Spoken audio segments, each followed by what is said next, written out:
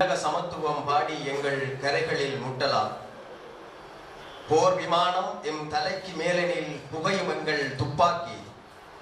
போர் கப்பல் எம் அலைக்கு மேலனில் கடலே எதிரிக்கு சமாதி என தமிழகத்தில் இருந்து அமைதிப்படையின் முகத்திரையை கிழித்தறிந்த ஒரு பேனா, வெண்மணி தொட்டு செம்மணி வரைக்கும் பாடிய ஒரு கவிஞன், சொல்லும் பொழுதே தமிழனாய் இருந்தால் தமிழனாய் உணர்ந்தால் மயிறு பூச்செறியும் ஒரு மாபெரும் கவிஞன் லண்டாய் தொகுப்பு குறித்து மதிப்பிற்குரிய தமிழீழத்திலும் தமிழகத்திலும் கவிஞனாக போற்றப்படுகின்ற என் அருமை ஐயா மக்கள் கவிஞர் இன்குலாப் அவர்களை இந்த மேடைக்கு பெரும் மரியாதையோடு, இந்த பாடலை எழுதுகிற பொழுது நான் பிறந்திருக்க மாட்டேன், வன்னியில் இருக்கிற பொழுது இந்த பாடலை கேட்டு யார் எழுதினோம் என்றுதான் கேட்டோம். ஆக ஒப்புக்கு போர்த்திய அமைதி திரையின் ஓரங்கள் பற்றி எரிகின்றன, ஒடுக்க முடியாத உண்மையின் குரல்கள் உலகின் முற்றத்தில் ஒலிக்கின்றன என்று எழுதிய அதே வரி இன்றும் தமிழீழத் தமிழர்களின் அரசியல் போராட்டத்தில் இன்றும் பொருத்தப்பாடாக இருக்கிறது. மக்கள் கவிஞர் இன்குலாப் அவர்களை பெருமதிப்போடு இந்த மேடைக்கு அழைக்கிறேன். எங்கள் அன்பு தோழர் ஐயா நல்லகண்டம் இங்கு வருகை தந்திருக்கும் என் அன்புக்கும் போற்றுதலுக்குரிய படைப்பாளி நண்பர்களே, தோழர், உங்களை சந்திப்பதிலே எனக்கு கிட்டத்தட்ட ஓராண்டு காலம் நான் பொதுக்கூட்டங்களுக்கு போவதை தவிர்த்து வந்திருக்கிறேன். கூடாது என்பதனால் அல்ல, நான் இயலாமல் போனது தவிர்த்து வந்திருக்கிறேன். பல சமயங்களில் எனக்கு பேச்சு பொது மேடையில் பேசுவது மறந்து கொண்டிருப்போம் என்று கூட தோன்றியது. ஆனால் இந்த கூட்டத்தில் கலந்து கொள்ள வேண்டும் என்கிற ஒரு ஆர்வம் விஜயலட்சுமி அவர்கள் இதில் கலந்து கொள்ள வேண்டும் என்று கேட்டதனால் மட்டுமல்ல, இங்கு கலந்து கொள்ள வருகிற கவிஞர்களின் பெயர்களை பார்த்ததற்கு பிறகு நாம் கலந்துதான் ஆக வேண்டும் என்கிற உணர்வு எனக்கு ஏற்பட்டது. நல்லாரை காண்பதும் நன்றி, நல்லார் சொல் கேட்பதும் நன்றி என்று தமிழில் நான் தொடக்க காலத்தில் படித்தது போல, இங்கு நல்லவர்களாகிய உங்கள் அனைவரையும் பார்ப்பதும் உங்களுடைய சொற்களை கேட்பதும் எனக்கு மகிழ்ச்சி தருகின்றது. விஜயலட்சுமியின் லண்டாய் என்கிற இந்த நூலை நான் புத்தக வழியில் பார்க்கவில்லை. எனக்கு இதை டைப் செய்யப்பட்ட காப்பியாக வந்தார். ஒரு இரண்டரை நாட்கள் நான் படித்து முடித்துவிட்டேன். படிக்கும் பொழுது எனக்கு பல்வேறு சிந்தனைகள், பல்வேறு வகையான ஒப்பீடுகள் தொடங்கின, என் மனத்தில் ஓட தொடங்கின. முதல்ல நான் சொல்ல வேண்டிய கருத்து என்னன்னு சொன்னால், நான் விஜயலட்சுமியின் கவிதைகளை படித்திருக்கிறேன், அவருடைய உரைநடையை நான் படித்ததில்லை. இந்த லண்டாய் தொகுப்பில் ஒரு ஆற்றல் மிகுந்த உரைநடையை என்னால் படிக்க முடிந்தது. ஒரு ஒரு கவிதையை லண்டாய்ங்கிறது ஒரு புது வடிவம், எனக்கு தெரியாதது, அதாவது எங்களுக்கு தெரியாதது, அது ஆப்கன் மக்களுக்கு பழகிய வடிவம். லண்டா என்றால் என்ன, அது எந்த சூழல்ல உருவானது, இன்று லண்டாலுக்கான சூழ்நிலைகள் என்ன என்கிறதையெல்லாம் மிக தெளிவாக எழுதியிருக்கிறார். முதல்ல நான் இந்த கவிதை தொகுப்பை படித்ததற்கு பிறகு கவிதை தொகுப்பும் சொல்ல முடியாது, கவிதைகளும் அடங்கிய தொகுப்பு. இதை படித்ததற்கு பிறகு விஜயலட்சுமியிடம் இது போன்று நிறைய கேட்டுக்கொள்ளும். அவ்வளவு அற்புதமான ஒரு உரைநடை, ரொம்ப மிகையாக இல்லாமல், அதே சமயத்தில் உணர்வு குன்றாமல் ஒரு விறுவிறுப்பான நடை இதை தந்திருக்கிறார். ஆனால் விறுவிறுப்புக்காக வேண்டி அவர் திடுக்கிட செய்யக்கூடிய எந்த முயற்சிகளையும் செய்யவில்லை. இந்த கவிதைகளை மேற்கோள் காட்டுவதும் பின்னணியில விளக்குறதுலையும் ஒரு தேர்ந்த புலம் சார்ந்த ஒரு அறிவு வெளிப்பட்டதை நான் பார்த்தேன். அதற்காக விஜயலட்சுமிக்கு என்னுடைய முதல் பாராட்டுகளை தெரிவித்துக் கொள்கிறேன். இந்த தொகுப்பில் உள்ள கவிதைகளையும் இந்த கட்டுரையையும் வாசிக்கும் பொழுது நான் சொன்னேன், பலவிதமான சிந்தனை ஓட்டங்கள் என்னுள் கிளர்ந்தன என்று. அதை ஒப்பிட்டு பார்த்துக் கொண்டே நான் படித்தேன். சில பக்கங்களை பார்க்கும் பொழுது நான் ஆப்கனில் இருக்கிறேமா அல்லது தமிழ்நாட்டில் இருக்கிறோமா என்கிற நினைவு எனக்கு அண்மையில் பெருமாள் முருகனின் அந்த கதையும் மாதம் பாகும் கதையும் அதற்கு சாதிய மத அடிப்படைவாதிகள் நிகழ்த்திய வினையும் என்னை கவலை கொள்ள செய்தது. ஆப்கான்ல இந்த ஒடுக்குமுறையாளர்கள் இருக்கிறத பற்றி அவர் விவரித்து சொல்கின்றார். ஆணாதிக்க சிந்தனையின் ஊறி போடக்கூடிய ஒடுக்குமுறையை பற்றி விவரித்து சொல்கின்றார். இங்கே சாதிய ஆதிக்க கொடிகட்டி பறக்கிறத பார்க்க முடியும். இந்த கூட்டத்தில் ஒரு நல்ல ஒரு முயற்சியை செய்திருக்கிறீர்கள். இங்கு வருபவர்கள் பெருமாள் முருகனோடு நாங்கள் ஒத்து நிற்கிறோம் என்ற ஒரு கருத்தை பதிவு செய்து விட்டு போங்கள், கையெழுத்து விட்டு போங்கள் என்று கேட்கிறீர்கள். இதை இந்த மன்றத்துக்குள்ளேயும் இதை தாண்டியும் நீங்கள் எடுத்துச் சொல்ல வேண்டும். ஐயா நல்லகன் அவர்களோடு பேசும் பொழுது நான் சொன்னேன், பெருமாள் முருகன் தனித்து நிற்கிறார் என்கிற ஒரு உணர்வு வந்துவிடக்கூடாது. அவருடைய நூலின் படிகளை கொளுத்தினார்கள். பிறகு நான் படித்தது என்னை திடுக்கிட செய்தது. அவர் ஊரில் இருக்க முடியாத ஒரு நிலை ஏற்பட்டிருக்கிறது என்று. இதற்கு எந்த நாகரிகம் உள்ள சமூகமும் கண்டிப்பாக எதிர்வினை ஆற்றியே தீரும்.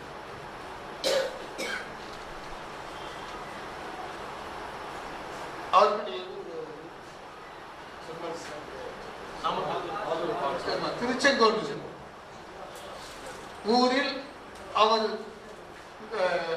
பிற்போக்காளர்களால் சூழப்பட்டார் என்றால் நம்முடைய குரல்கள் மட்டுமல்ல, நம்முடைய வருகையும் அவர்களை அச்சுறுத்த வேண்டும். இல்லை, அவர் தனியே இல்லை, அந்த குரலை எங்களால் ஒதுக்கிவிட முடியாது என்று சொல்லக்கூடிய ஒரு சூழ்நிலையை உருவாக்கும். இந்த புத்தகத்தை படிக்கும் பொழுதுதான் அதை பற்றி கூடுதலாக நான் உணர்ந்தேன். இந்த புத்தகம் ஒரு வகையில் ஆப்கானிஸ்தானுடைய அடிப்படை வாதம், அதில் ஆடவர்களுடைய இந்த ஒடுக்கும் முறை இவற்றை பற்றியெல்லாம் பேசுகிறது. இந்த சமூகம் ஒரு ஆணாதிக்க சமூகமாய் கட்டமைக்கப்பட்டதற்கு பிறகு ஆண் ஆதிக்கம் சார்ந்தவர்களுக்கு பெரும்பாலும் அப்படித்தான் இருக்காங்க. அவர்களுக்கு சகிக்க முடியாததாக நம்முடைய பழமொழி, உங்களுக்கு என்கிற பழமொழி எல்லாம் பெண்களுடைய மனதை நாம் உணர்கிறோமா என்கிற ஐயப்பாடை நமக்கு பல சமயம் தரிசுப்பிரமணியன் அவர்கள் ஒரு அருமையான அவ்வையின் பாடலை பாடினார். எவ்வழி நல்லவர் ஆடவர், அவ்வழி நல்லை வாழிய நிலனை என்று சொன்னார். அந்த பாடலை மேற்கொண்டார். அவ்வை ஒரு அகப்பாடலில் சொல்வார், நம் மனத்தன்ன மென்மையின்மையும்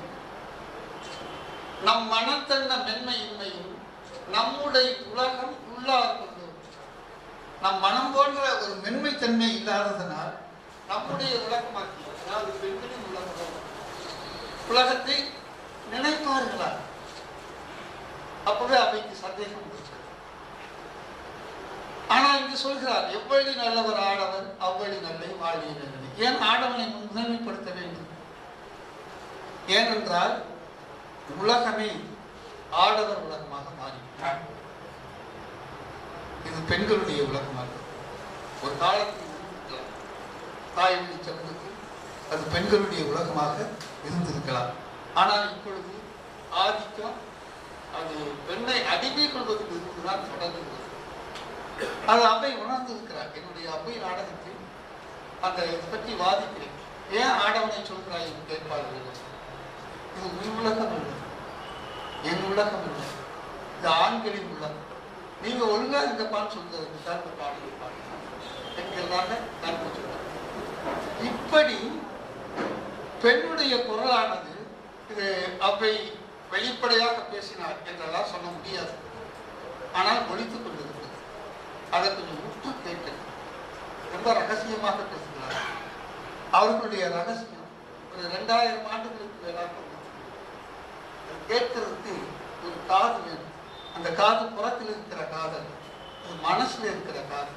அந்த காது இருந்தால் அவ்வையினுடைய குரலை தெளிவாக கேட்க முடியும் என்று நான் நினைக்கிறேன்.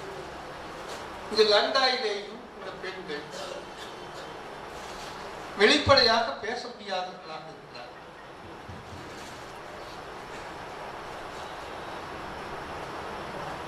பெயர் சொல்லாமல் பாடுகிறார்கள், உள்ளுரையாக பாடுகிறார்கள்.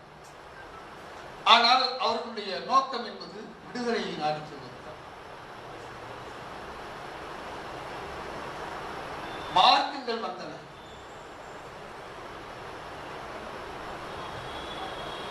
பல சமயங்களில் மக்களின் விடுதலையை முன்வைத்தன மதங்கள்.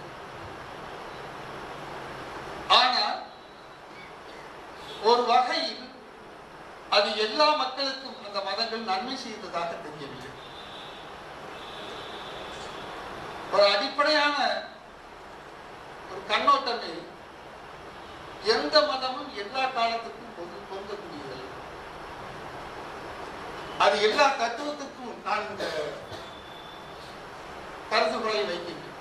எந்த தத்துவமும் எல்லா காலத்துக்கும் பொருந்தக்கூடியது, எந்த மதமும் எல்லா காலத்துக்கும். மாற்றங்கள் என்று வரும்பொழுது ஏற்க வேண்டும். இன்னும் பெண்களை ஒடுக்கி வைத்துக் கொண்டிருப்பது இது ஆப்கனில் நடைபெறுகிறது என்று விஜயலட்சுமி அவர்கள் கூறுகிறார்கள். நான் மனம் வைத்து பேசுவது. எங்க ஊருக்கு போய் நான் ரொம்ப நாளாகி. நான் அப்பொழுது போக வர இருந்தது ஒரு 25-30 ஆண்டுகளுக்கு முன்னால். ஒரு சமயம் என்னுடைய தங்கையின் ஊருக்கு நான் போயிருந்தேன். தங்கையின் குழந்தைகள், ஒருத்திக்கு 7 வயசு இருக்கு, இன்னொருத்திக்கு 6 வயசு. அவர்களை பள்ளிக்கு அனுப்புகிறார்களோ இல்லையோ மதரசாவுக்கு அனுப்புகிறார்கள். ஏனென்றால் இந்த பள்ளிக்கூடங்களில் போய் படிக்கிறது அது இகலோகத்திற்குரியதுதான். ஆனால் மார்க்க கல்விதான் பரலோகத்திற்குரியது என்பது பல பெற்றோர்கள் மற்றும் அவர்களை வழிநடத்துவதாக கூறிக்கொள்ளும் ஆளுங்களின் சிந்தனையாகவும் இருந்தது. அதனால அனுப்பி வைத்தார். இப்போ ஒரு நாள் என் வீட்டை விட்டு அந்த 6 பெண்கள், அவளை விட ஒரு வயதாக மூத்த என்னுடைய இன்னொரு 2 பேரும் பள்ளிக்கு செல்கிறாங்க. கையில் பலகை ஓதுவதற்கு பலகை வைத்திருப்பார். அந்த பலகையை எழுதி அதை ஓதுகிறார். அதை எடுத்துக்கொண்டு போகிறார். அவருக்கு மேல ஒரு துண்டு போடப்பட்டிருக்கிறது. அந்த துண்டு தலையில் போடப்படவில்லை என்பதற்காக ஒரு ஆலிம் சொல்ல முடியாது, ஆலிமாக இருக்கிறார். ஒரு தாடி வைக்கிறார். நாட்டுக்கு தாடி வேற ஒரு தாடி வைக்கிறார். அந்த மருமகன் தலையில் ஓடி அலையில எனக்கு சகிக்க முடியாத கோபம். இந்த குழந்தைக்கு என்ன தெரியும்? உன்னுடைய தலையில் துண்டு போடாமல் இருப்பது, ஆடை உடுத்துவதுமே, அது பற்றி அந்த குழந்தைக்கு என்ன தெரியும்? நான் கோபத்தோடு யார் யாருன்னு சொல்லிட்டு நான் வீட்டை விட்டு வருகிறேன். என் தங்கை ஓடி வந்து கையை எடுத்து அண்ணே ஏதாவது பண்ணிட்டாருங்க, நான் இங்க இருக்க முடியாது. இது ஆப்ஷன்ல மட்டும்தான் எப்படி பார்க்க. எங்கு மதவாதம் ஓங்குகிறதோ அங்கு இது நடக்கிறது. மற்ற சமயங்கள்ல பெண் விடுதலை பெற்றவர்களாக இருக்கிறார்கள் பார்த்தா அது தெளிவாக சொன்னது. சிறு வயதில் தகப்பனை பருவத்தில் கணவனுக்கு, வயதான பிறகு மகனுக்கு கட்டுப்பட்டவளாகவே பெண் இருக்கிறார். ஸ்திரீ நா சுதந்திரம், பெண்ணுக்கு ஒருபோதும் சுதந்திரம் இல்லை என்கிற ஒரு செய்தி கூறப்பட்டது. அத மனுநீதிதான் இப்படி சொல்கிறது என்கிறது இல்லை. எல்லா சமூகங்களும் இதை படித்தோ படிக்காமலோ, இதை தெரிந்தோ தெரியாமலோ இதற்கு ஒப்புக்கொண்டிருக்கிறார். பெண் இப்படித்தான் இருக்கணும், இப்படித்தான் இருக்க வேண்டும். இந்த ஒரு சூழ்நிலை இருந்து கொண்டிருக்கிறது. இதுல நான் நிறைய பேச முடியாதுன்னு நான் நினைக்கிறேன். ஆனா பேசணும்னு நினைக்கிறேன். இதுல இந்த கவிதைகள், இதன் பின்னணி பெண்கள் மத்தியிலே, சமூக மாற்றத்தை விரும்புவோர் மத்தியிலே கூடுதலாக எடுத்துச் செல்லப்பட வேண்டும். ஏனெனில் இந்த லண்டாய் கவிதை பெண்ணுடைய உணர்வை வெளிப்படையாகவும் பேசுகிறது, நுட்பமாகவும் பேசுகிறது. பல சமயங்களில் பெயர் சொல்லி பேசுகிறது, பல சமயங்களில் பெயர் சொல்லாமல் பேசுகிறது. பல பெயர்களை குறிப்பிடுகிறார். மீனா, மீனா என்பது அந்த உச்சரிப்பு மீனா என்று இருக்க வேண்டும் என்று நான் கருதுகிறேன்.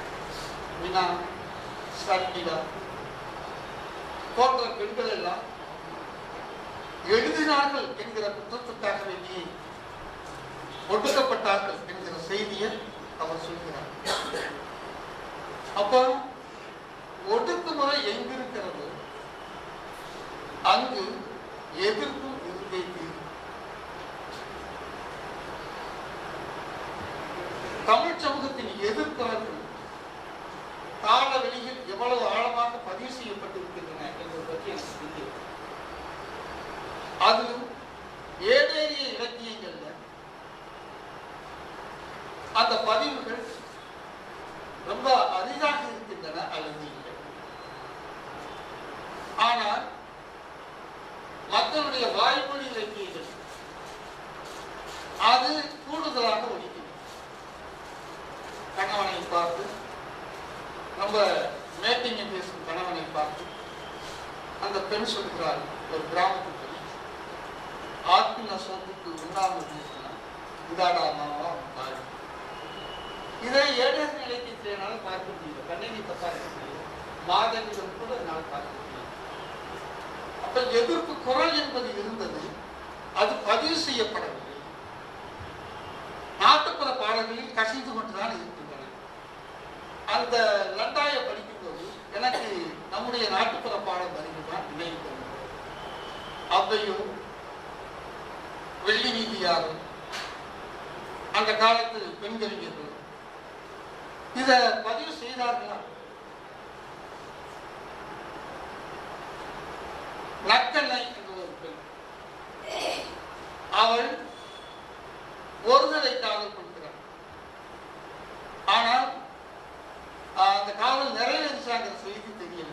ஆனால் ரொம்ப அருமையாக அந்த பாடலை பாடுகிறார். இந்த ஒருதலை காதலை பாடுறதுனால அந்த பாடல் அகப்பாடல் மரபில் சேர்க்கப்படக்கூடாது என்பதற்காக அது புறப்பாடில் சேர்க்கப்படும்.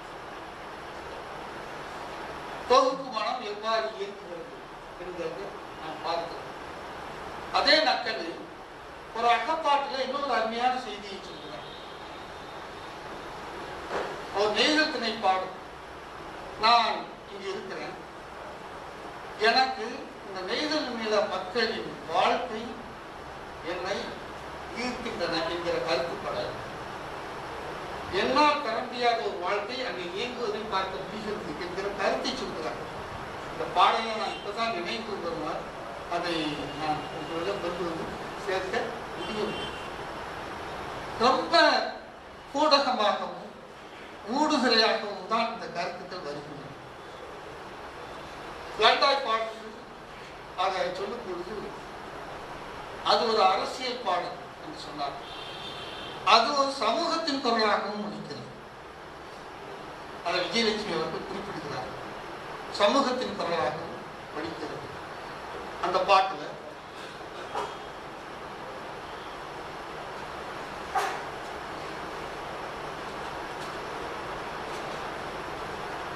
தன்னுடைய நிலைய ஒரு பெண் கூறுவதாக ஒரு பாட்டு. வினாவின் வயதை கேட்டபோது அவர் சொல்கிறார்.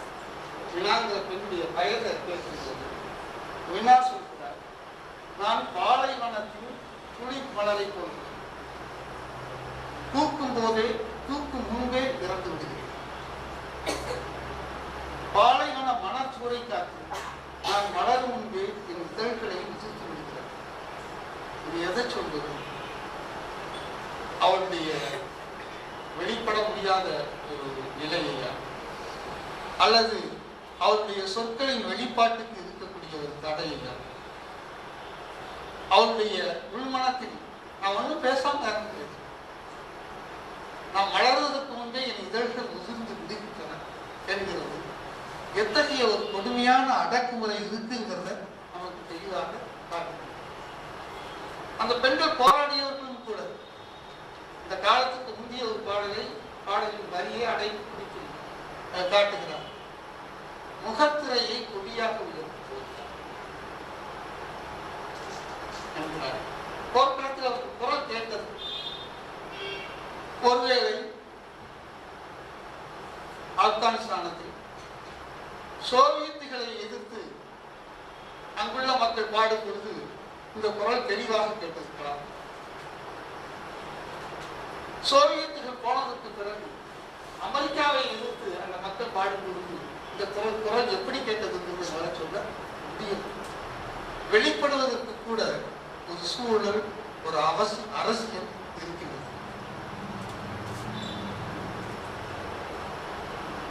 இந்த கவிதைகளை பலர் சொல்லிவிட்டார், நான் சொல்வதற்கு எதுவும் இல்லை. இந்த கவிதைகள் உணர்த்தக்கூடிய பாடம் இதுதான்.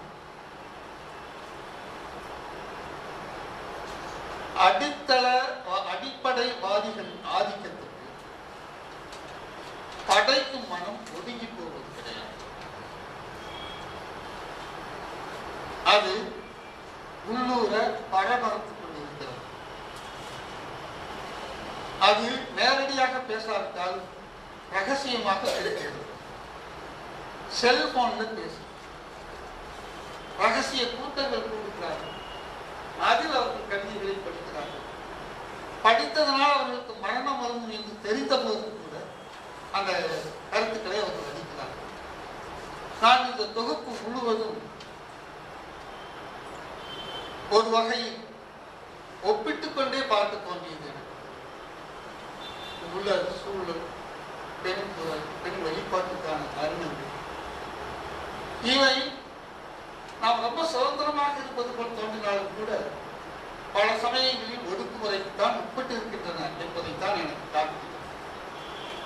எனவே பெண்கள் ஒரு வகையில் எதிர்ப்பின் மொழியாக கவிதையை தேர்ந்தெடுத்தார். ரெண்டாயிரத்துல சொல்லுக்கு ஒரு குரு பாம்பு, விஷமுள்ள பாம்பு என்கிறார். அவர்கள் அந்த கவிதையை பற்றி சொல்லும் பொழுது ஆபத்தை விளைவிக்கக்கூடிய இரட்டை வரிகள் என்கிறார். அது பார்த்தால் பச்சை தண்ணி, ஆனால் பருகினால் கல்லு தண்ணி என்பது போல ஒரு போர் குணத்தை, போராட வேண்டும் என்கிற எழுச்சியை உள்ளடக்கியனவாக இருக்கின்றது. இந்த கவிதை தொகுப்புகளை, கவிதைகளை தொகுப்பு தந்த விஜயலட்சுமி அவர்களுக்கு பாராட்டு. இது போன்று நாம் சிந்திக்கத்தக்க கவிதைகளை அதனுடைய பின்னணியும் ஆதாரமும் முக்கியமாக அவற்றை அவர் படைத்து தர வேண்டும் என்பதை வேண்டுகோளாக